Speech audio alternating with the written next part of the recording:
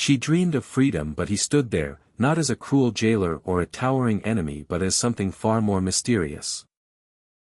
A figure both unsettling and comforting, a presence that seemed to say, "You don't have to do this alone," and her name was Emily, a woman born into a world too small for the size of her dreams, a town where dusty roads wound endlessly past weather-beaten houses and people measured life not by what was possible but by what was tolerable, where hope was something fragile, spoken in hushed tones but rarely lived out, yet Emily, even as a child, felt the pull of something greater, something beyond the fences of her neighborhood, beyond the gossip-filled porches and clockwork routines, something that whispered to her in the rustling of leaves and in the stars that scattered across the night sky like promises waiting to be claimed, and though she grew older, forced to trade notebooks for bills, laughter for worry, she never lost that small, flickering flame inside her that insisted there was more. And yet reality pressed down on her harder each year, her days consumed by long hours at the diner, her nights by caring for her sick mother whose fragile breaths reminded Emily that time was not a luxury she could squander, and her heart, though resilient, grew weary under the weight of responsibility, until even her dreams began to feel like foolish luxuries she could no longer afford, and it was during one of those particularly crushing evenings, after scrubbing dishes until her hands stung raw, that she first saw him, Michael. Standing at the edge of Main Street, tall, still, watching the horizon as though he too were searching for something he couldn't name, and Emily, sweaty and exhausted, caught his gaze for the briefest moment, and though she quickly looked away, something about him lingered, an aura of quiet sorrow mixed with untold strength, the kind that made her heart stir against her will, but she brushed it aside, telling herself she had no time for strangers, for mysteries, for anything that might risk pulling her from the narrow path she was forced to walk. Yet destiny has a way of tugging at us when we least expect it, weaving encounters into patterns we cannot yet see, and within days Michael appeared again, at the bookstore where Emily hid in the worn pages of novels during stolen moments, at the park bench where she sometimes sat to catch her breath, even outside the pharmacy when she rushed to pick up her mother's prescriptions.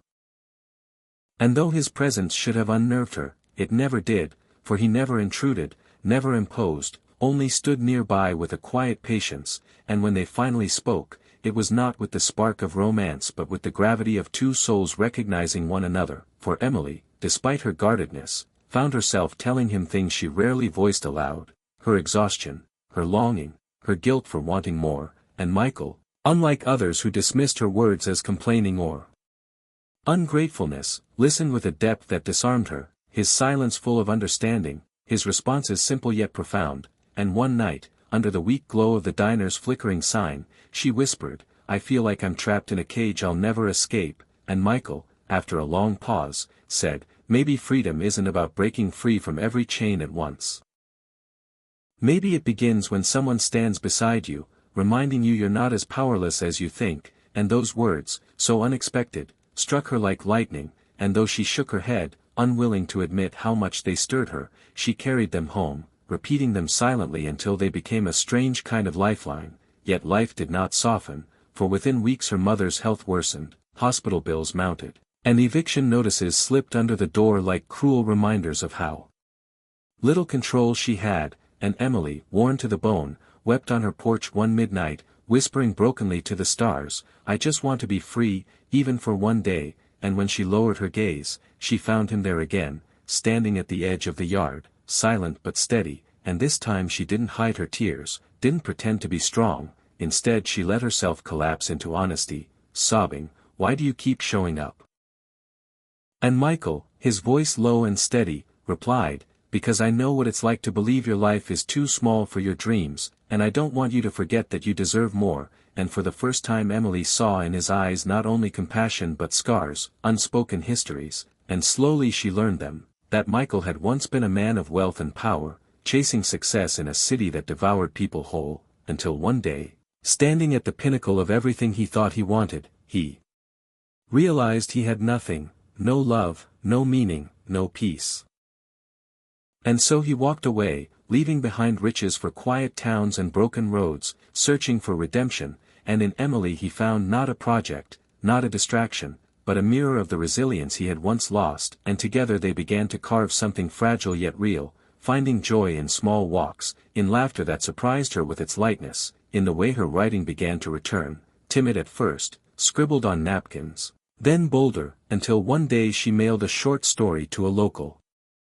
newspaper, expecting nothing, but weeks later, a call came. Her words had touched hearts, had reminded readers of their own forgotten dreams, and as she clutched the phone, tears streaming down her cheeks, Michael simply smiled and said, "See?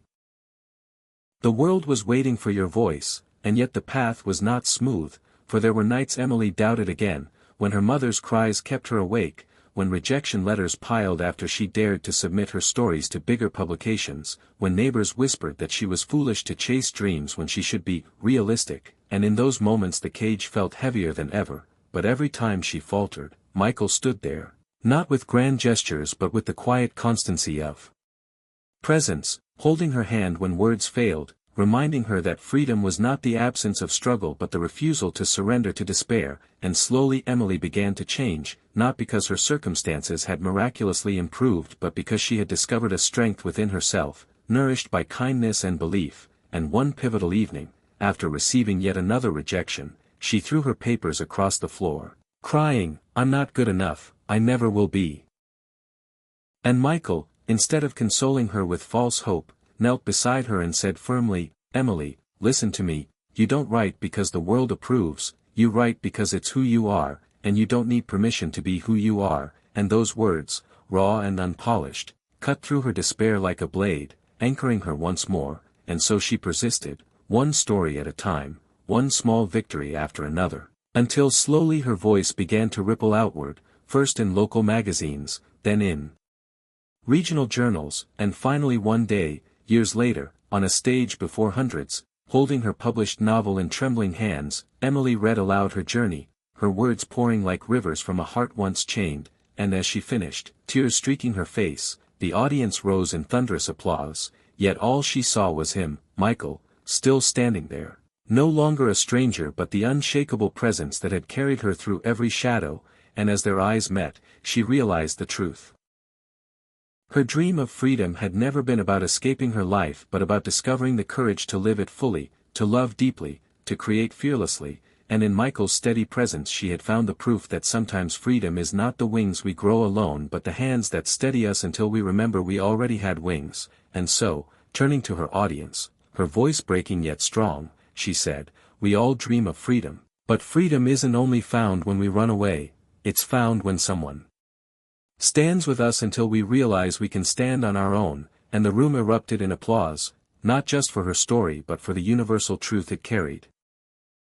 That kindness, selflessness, and the quiet act of simply standing beside another can transform cages into doorways, despair into hope, and dreams into reality, and as Emily stepped off the stage into Michael's embrace, she knew with a certainty deeper than words that her story was not just hers but belonged to anyone who had ever felt trapped, who had ever longed for more, and she hoped they would carry with them the lesson she had lived, that no dream is too fragile, no soul too small, no act